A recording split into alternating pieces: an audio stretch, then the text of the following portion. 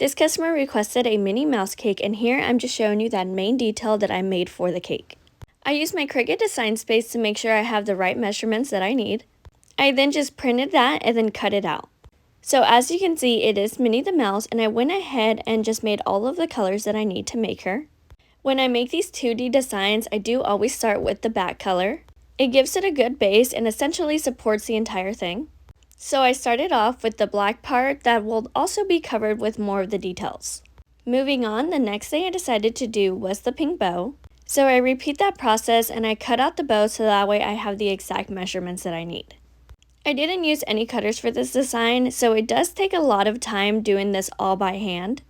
But I feel like these details definitely make the cake a better quality instead of just doing an edible image all of the time.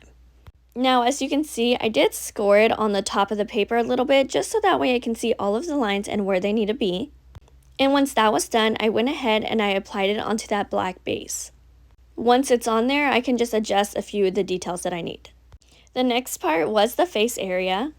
So again, I cut out what I need to make sure I have the right shape. Roll out my fondant for that, and then just place the paper over and cut around.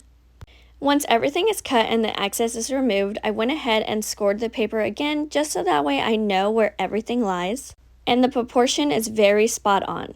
Since this is a very well-known character, I want to make sure that every detail is in the right place, because as you know, any detail that is off just makes it look like an off-brand of it. And I really don't want that. I then moved on to the eyes next. And I have to say, it is a lot more challenging when it comes to these smaller details. But I still make sure to repeat that process using the paper so that way everything just stays on track. And I do want to note that since my fondant is very fresh, it is really sticky on the other side, so I didn't really need any bonding. But if your fondant is a little bit more dry or tougher, then I definitely recommend using water, vodka, or an edible glue. At this point, I can see the character come to life and it's making me really excited.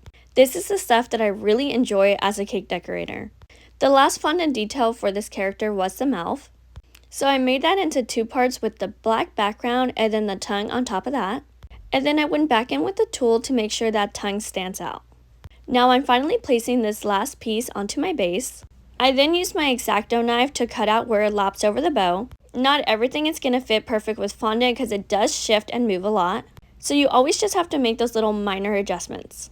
I laid over the paper so that way I can see where the lashes went, and I went ahead and imprinted them. I used the Americolor Black Food Gel to then paint the lashes on.